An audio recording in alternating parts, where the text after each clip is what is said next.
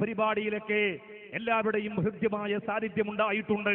അല്ലാഹു തആല എല്ലാവർക്കും പ്രതിഫലമേറ്റി കൊടുക്കുമാറാവട്ടെ. ഇതുകൊണ്ട് എന്റെ പ്രിയപ്പെട്ടവരെ, നമുക്ക് വലിയൊരു മാറ്റം വേണം.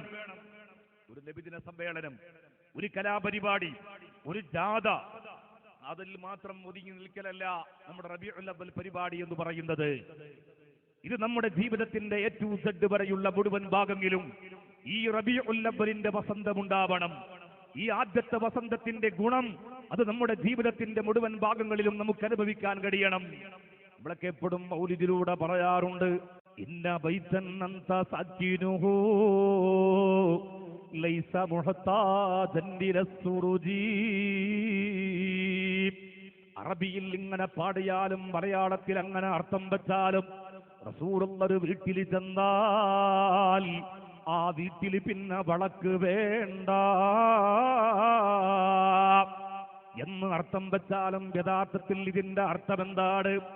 ഇന്ന ബൈതൻ, ഏതൊരു കൽബും, ഏതൊരു ഹൃദയവും, അന്ത സാക്കിരുഹു, റസൂലുള്ളാഹി കൽബിലുണ്ടോ.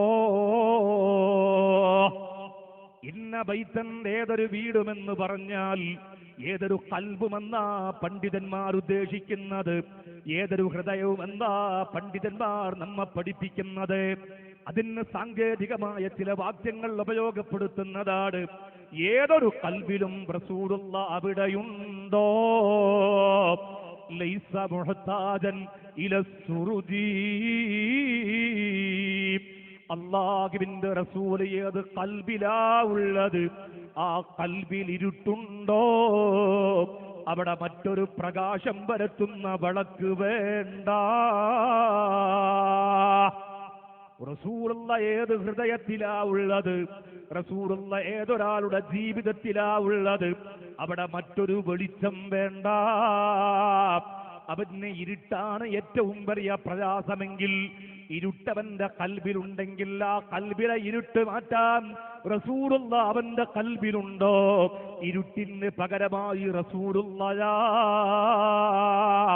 ഒരാളെ കൽബിൽ, ഒരാളെ ജീവിതത്തിൽ രോഗമാണ് ഏറ്റവും വലിയ പ്രശ്നമെങ്കിൽ, ആ രോഗം അവന് ഇരുട്ടാണെങ്കിൽ ആ ഇരുട്ട് മാറ്റാനുള്ള പ്രകാശം അന്ത സാകിനുഹു, അവിടുന്നുണ്ടോ ഹബീബേ.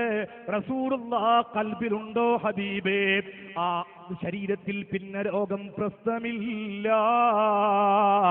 എത്ര മനോഹരമാണ്. റസൂലുള്ളാഹി നമ്മുടെ കൽബിലുണ്ടോ.